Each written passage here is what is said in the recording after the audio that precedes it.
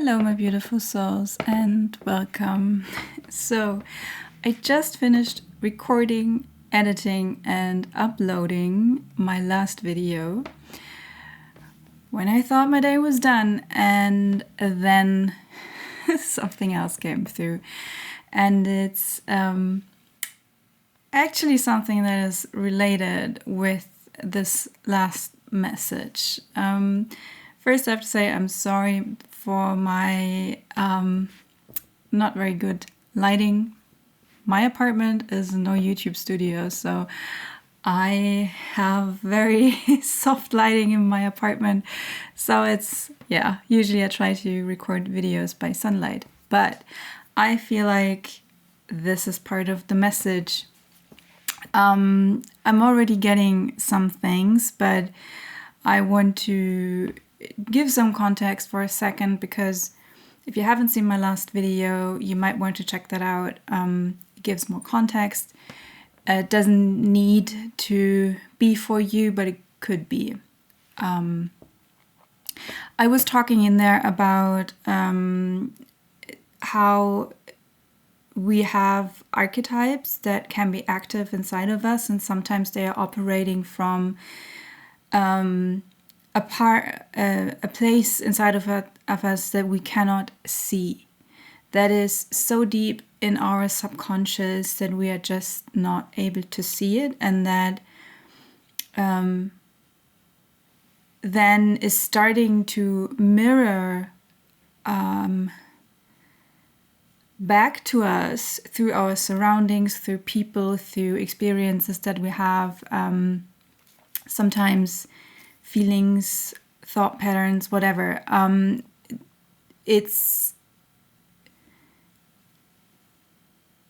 So this message was about how those hidden aspects of us try to communicate with us in a language that we very often misunderstand, and we don't see what actually wants to get through to us, and we, for example, interpret it as, oh, the universe is testing me, or you can get in that space of frustration. Some people stay there and get very bitter about their life because they have this idea of nothing is ever working out for me, and what they don't see is that actually the universe is constantly trying to communicate with them and trying to show them what's going on, but they don't understand that the resistance they meet inside of their own life is actually a way of the universe to showing them where to look.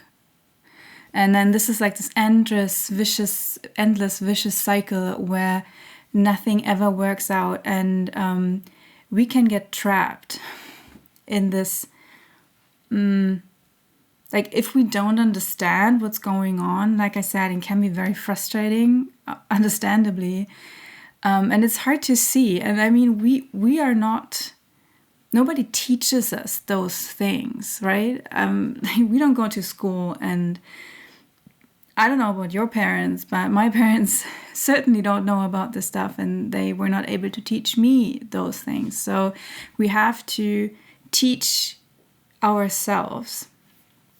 And this is all already perfectly leading up into the archetype or the message that wants to come through here. And the archetype that is present right now and that wants to communicate with you is the archetype of the black sheep or scapegoat. And what I find very interesting is that, like, my lamp up here, it's like one of those boho lamps, and it's making this pattern all over, like on my wall, but also in my face. So to me, it looks like I have this mark, like those marks on my face, and it feels like the person this message is for, you feel like you are marked for life. That you got this mark from a very young age on, probably, you just had this mark put on you. And it's like I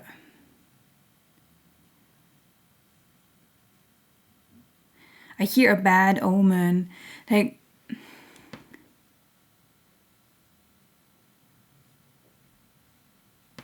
I keep seeing like a seal, some kind of that, like a black spot, like a black seal that was put on you. And I don't want to frighten anyone. I don't say that this is real. I'm just saying that this is something that for somebody might feel like it, like they felt like this for their whole life, that they were always kind of marked with this. What I also see is like, it's like prison stripes. Prison bars, I mean. But it only looks like prison bars. Actually, they're not real. Like, I'm simply perceiving them as those. So there's something in there about like this feeling of I am marked is actually something that you can change by, and I know that this might sound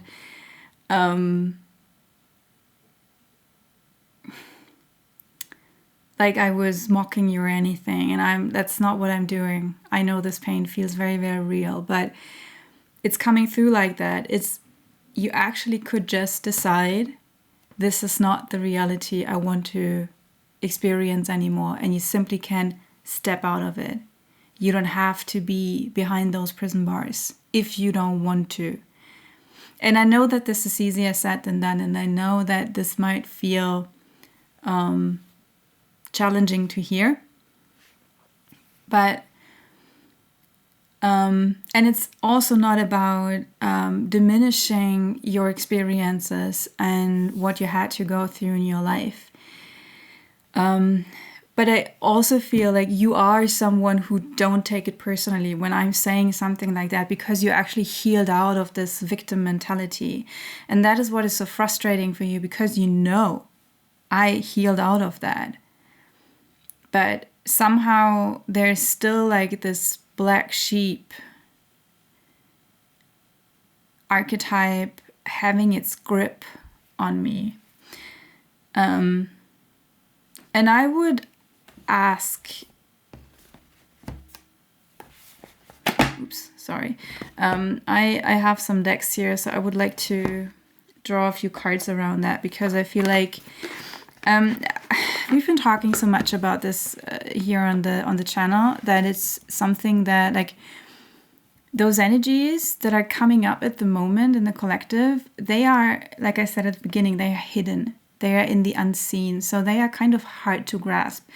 And I can always tell when I'm trying to, like right now, I feel like, and this is kind of untypical for me, I'm very much in my head. I'm very much in my headspace.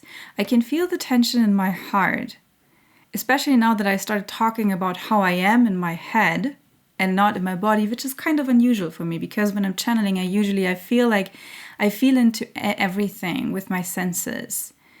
I've been like reading the art, like not artificial, but the surface layer pattern. And I was very much in my thoughts, and I felt like I'm not getting to the core of it. I'm superficially analyzing, but not really going like in the depth where I need to go. And while I'm saying that, there's something happening in my heart area. I'm not sure if it's fear or if it's some kind of pressure. There's a nervousness, certainly a nervousness. Like, I don't want to go there. What are you doing? Why? Why would you do that? Why would you go there? Why? I'm sorry. I don't mean to laugh. It's just very intense. Okay, so you seem to be somebody who is pretty much up in your head and not... it's not your favorite place to go to those places where maybe that part of like this black sheep part where it lives, maybe it's something you know it was always there, but you rather put it in a box somewhere. Earlier I also felt like a kind of sadness. Oh yeah, right. There was something, now it's coming back in. That's interesting how it completely disappeared and now it came back up again. There was this thought about nobody wants me anyways. Like, I'm not even wanted. They don't even want to see me. They don't even want to hear from me. I was always this unpleasant thing that they just pushed away. So there is a part inside of you that feels like, yeah, that's this black mark I was talking about. This black mark. It's, ooh, wow, getting chills. It's not just that you feel like you are marked, but like this part feels like it is the mark. Everything I touch wilts away. Like everything dies. That's intense.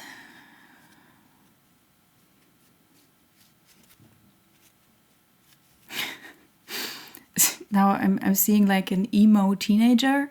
That's like... Sorry, I just said, like, there was this one South Park episode. It's been ages since I saw it. I was in my teens probably. With those emo teenagers, they were always throwing their heads like this and talking in these emo voices. Sorry, just got that picture. But yeah, there's something about this... I hate to use that word, but like the self-pity. Like this overly self-pity party, I hear, of teenagers, like emo teenagers. Might be a part of you that's kind of like never grown out of this phase. And don't take this like the wrong way. It's, oh, okay, so maybe it is something like that. And maybe it's even something where you are kind of, you don't want to look there because it feels uncomfortable. It's like those teenage parts, like those... Nobody likes to think about their teenage years because we all have done stuff that we are rather not want to look. And it's like...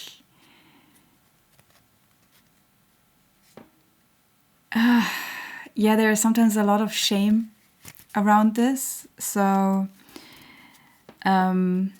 if you feel something like that right now, I want to encourage you to hold space for that, and that's fine.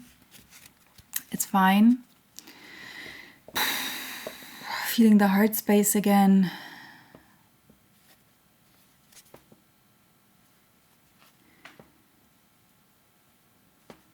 $144 in the timer might be significant for you.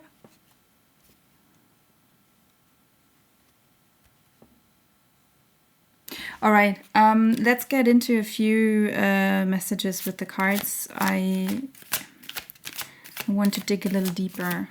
So, is there something you want to tell us?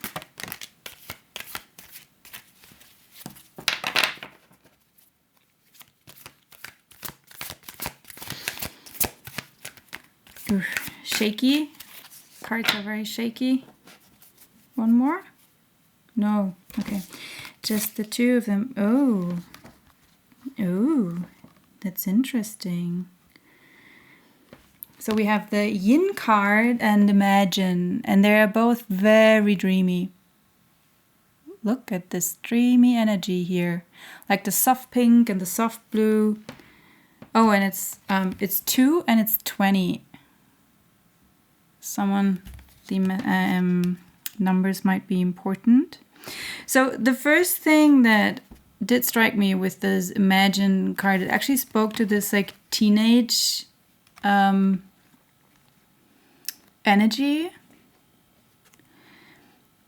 And when I said like those emo teenagers, that like everything is black and everything is just, we're just not excited and we're just like too depressed for anything.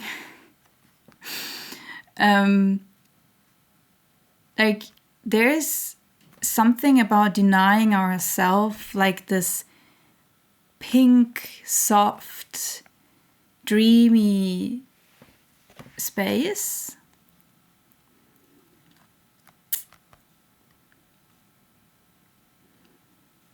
And there's also something about not wanting to go there, or not wanting to admit maybe that there is a part of us that's wishing for something like that. Like I get love because like in the Yin card there are those rose petals. Interesting, when I'm looking out the window, the apartment on the other side of the street, they have like this pink lighting. So that's sticking out to me too. Pink is also the color of the heart space. Again, like there's this heartache. I'm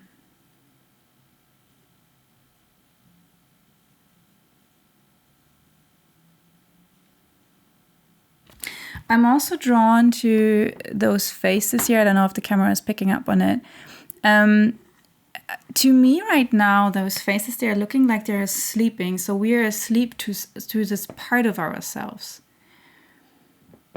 And I mean, it's a very contrasting energy to this scapegoat or black sheep energy. Again, I hear like, but nobody wants me anyways. So maybe this is like the part of you that is like the craving for love, the craving for softness and for magic. This magic topic, it keeps coming out over and over again. And this relationship between magic and romance, the longing for romance, the longing for something magical to happen in my life, to allow myself to dream, to follow my heart. But like this teenager that is just not like, it's so cynical actually to like be this, everything is black. I hear the Stone song, I see a red dot and I want to paint it black. No colors anymore. I want it to turn black, or something like that. The lyrics go. It's like, just like all the colors, I just want them to be black because that's just what I deserve and that's just what I know. And I don't want to like hope for anything else, because it's like this thing that you expect the worst in order not to be disappointed. Oof, again, my heart space aching.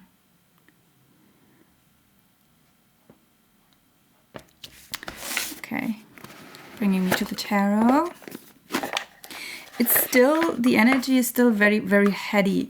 This is, I have to be honest, this is always a way of channeling that I do not prefer.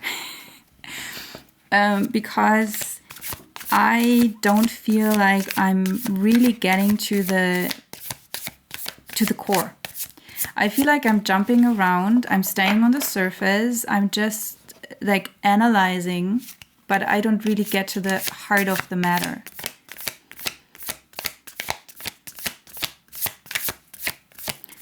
So this is always a little bit challenging for me.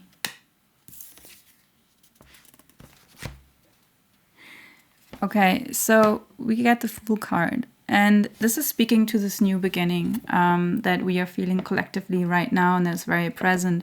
And in order to step into this new beginning, you have to like make peace with those parts that are still like hiding in the unseen space. And what I see is this, like I'm drawn to this figure here that is floating in this nothingness and this darkness. And this is again bringing me to this thing of, like I said, it feels quite artificial, superficial to me. I feel like we're not getting where we need to go, like not deep enough. And it's like you have to dive into this darkness, into the depth.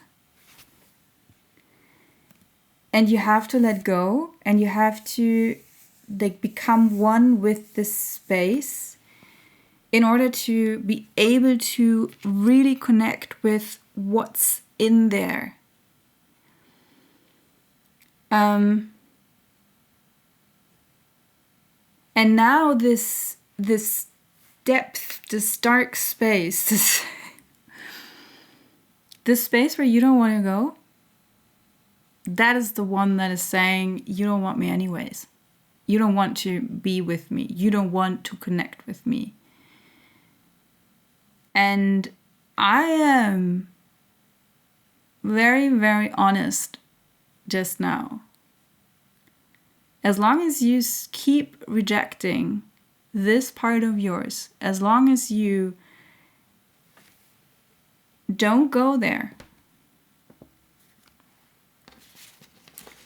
it will keep showing up in your life as what you will receive or experience as resistance, as sabotage, self-sabotage, all of it.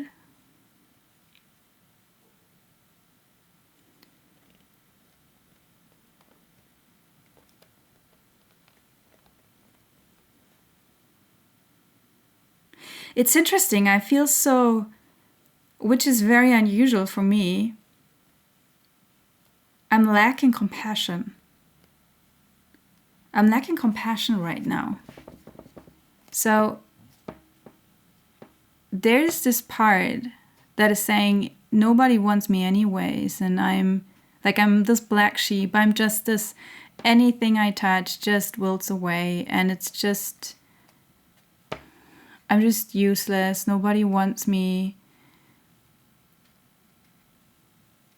And there seems to be no compassion for this part.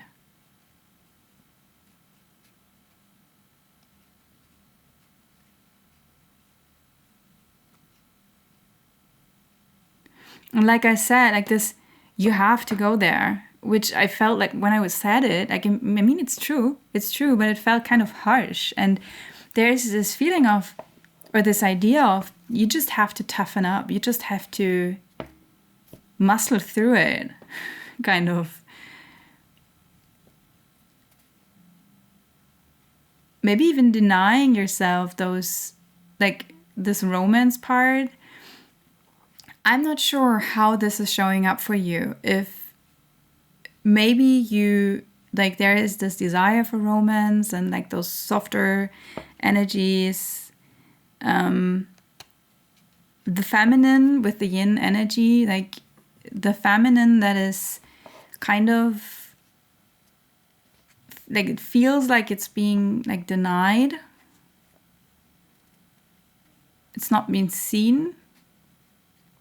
And maybe this is something, it feels like this is more in the conscious, like it sometimes peeks through.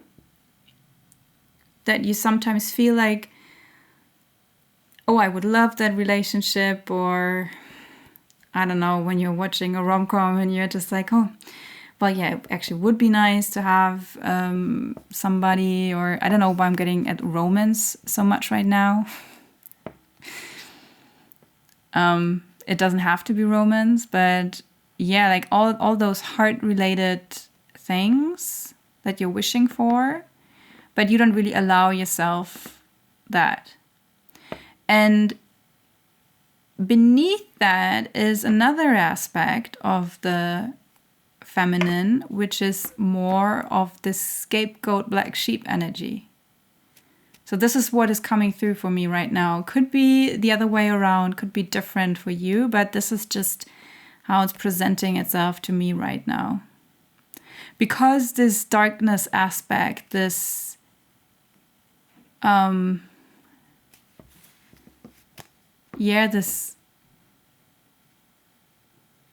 this black sheep energy is so strong in this idea of, I can just keep repeating myself, nobody wants me anyways. And that is not true. I can tell you that, but that is how it feels. Okay, can we get some advice here, please? A few more tarot cards, maybe.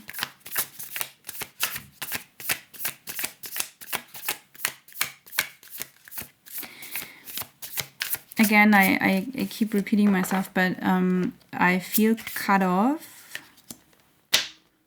Oh, okay, yeah. So here is the Nine of Cups, or the Nine of Vessels. And this is really, like, it's traditionally seen as the card of wish fulfillment. For me, I always connect this with my teacher. She always said, it's about getting your hopes up and how vulnerable this can make you feel. And I think that is a beautiful way to look at the card, and a very helpful way to look at it, because wish fulfillment, it is rarely talked about how much anxiety and how many fears and how much self-sabotage and all of that can be triggered inside of you.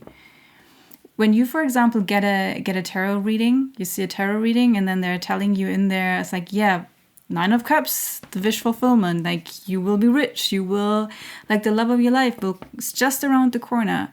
And how many have felt this fear of this not being true? So this is about getting your hopes up, about how challenging it can be to step into those vulnerable feelings of, yes, I want love, yes, I want softness, yes, I want also the magic in my life. I really would like that. Because this is not what we are taught to believe in. This is like the dreamy side of, like, you're a daydreamer. You are like castles built in the sky.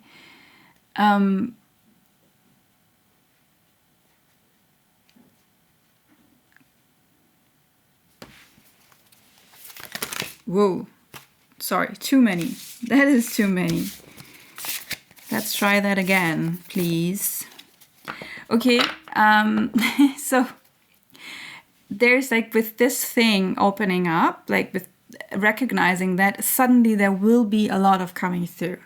Like, a bunch of cards just fell out, and I was like, nope, that's too much. But can we please break that down? Okay. Yeah. We have the Judgment card, so there will be stuff coming up. There will be things you were not able to see before. Judgment is ruled by Scorpio, so this is, again, a very much underworld energy. This is like this energy. When you're floating down here, things will be revealed. You will see things that you were not able to see before, and those will be the key to whatever door is waiting for you to unlock in order for you to step into the next chapter where you want to go. And there's also all the potential. You see the egg there. Eggs are speaking to potential, like the fullness of what is ready to be born, what is able to be created.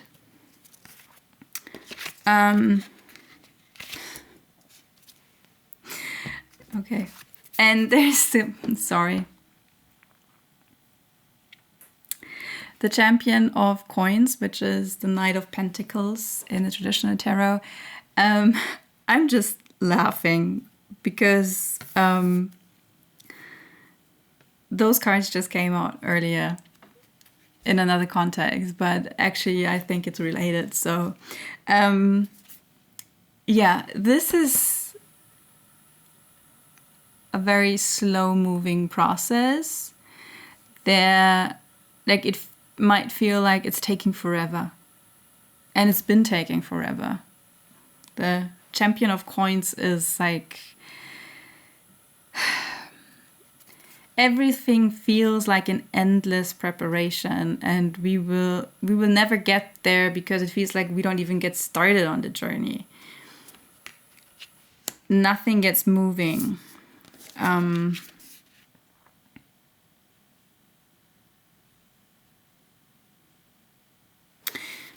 drawn to those birds up here in the judgment card. I just heard like the birds are gathering, like when they are gathering in order to fly away when it's like in autumn and winter, when they are flying to warmer places. There's this feeling of like they are gathering right now. You see, like this bird, it's holding the coin, and it's what is called beak, I think. It's preparing, right?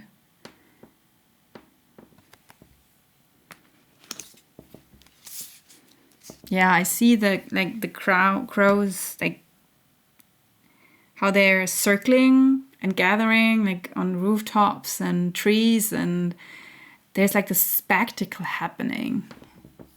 There's something important about the noise the crows make. All right. Can we get a little more? Is there anything else?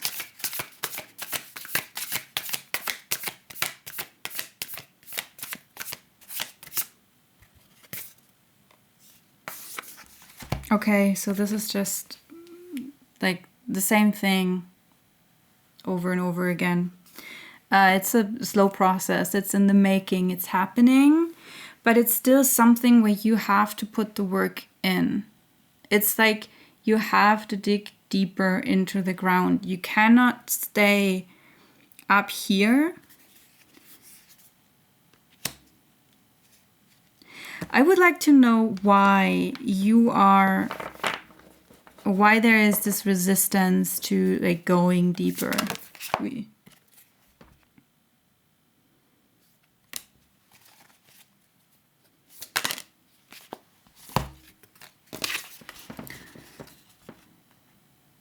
Okay, we have the 4 of Wands and the 6 of Coins.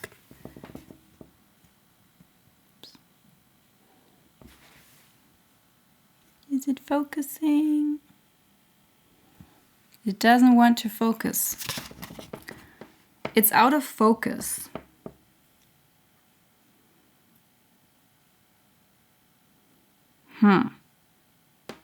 There's something about you focusing on the wrong thing. It's like I hear tit for tat. The 6 of Coins is very much about like equal give and receiving. Getting back what you put in. There's very much like this, okay, the focus on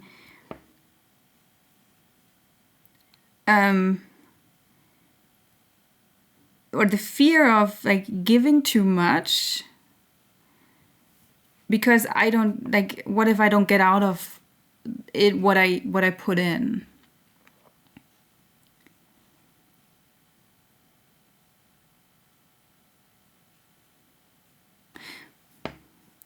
I'm a little bit like, what does the 4 of Wands tell me here?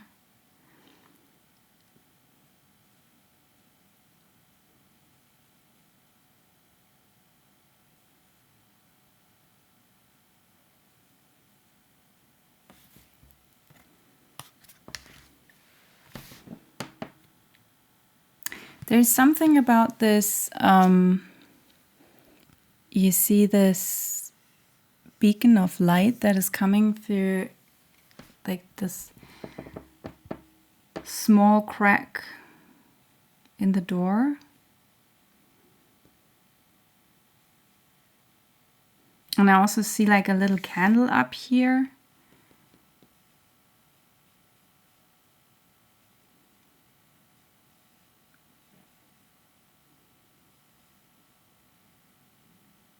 Again, there's something about magic waiting behind that door. It's like, it's almost looking as if like those light beacons, as if they were like sparkling, like little.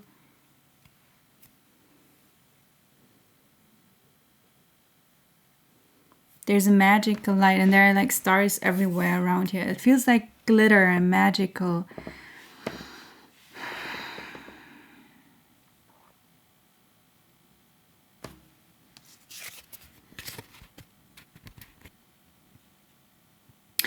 Ah, okay. Now I got it. It took a while. I'm sorry.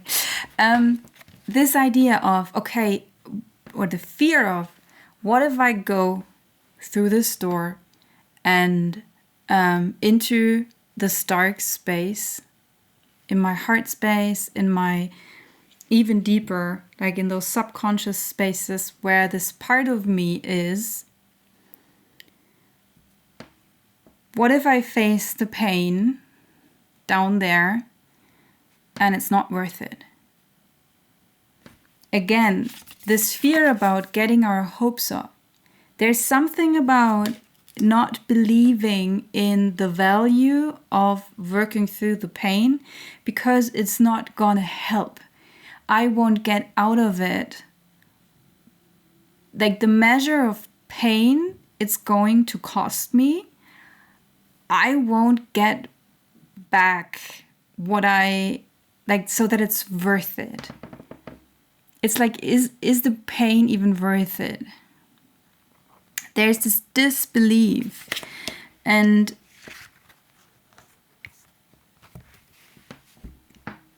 the thing is, and that is why it's so important to connect with this feminine part that is already in the conscious, up in the conscious, is to find something to believe in that you feel like it's worth it. This is what's waiting behind the door.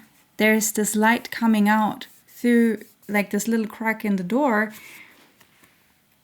You see, you have like those beams of light here again. And this card it says, imagine.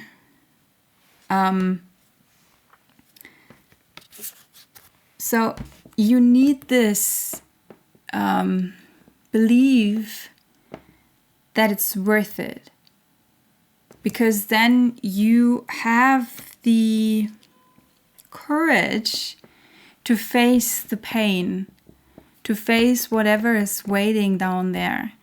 And there's something coming through from your guides as a little, it almost sounds like a warning. It's more like it's inevitable. At one point or another, you will go there. It's up to you how much longer you are dragging your feet. You can go in there now and do it now, or you can keep on kicking the can down the road, and what will happen is that the circumstances, that the universe will basically just turn up the volume on you. It will just increase the pressure until you face a point where you feel like, okay, it's worth it. Like the pain that I'm experiencing in my reality right now is so big that it's worth it to face the pain that's inside of me. The question is, do you want to take the hard way, the hard road, or do you want to actually take the scenic route and just find the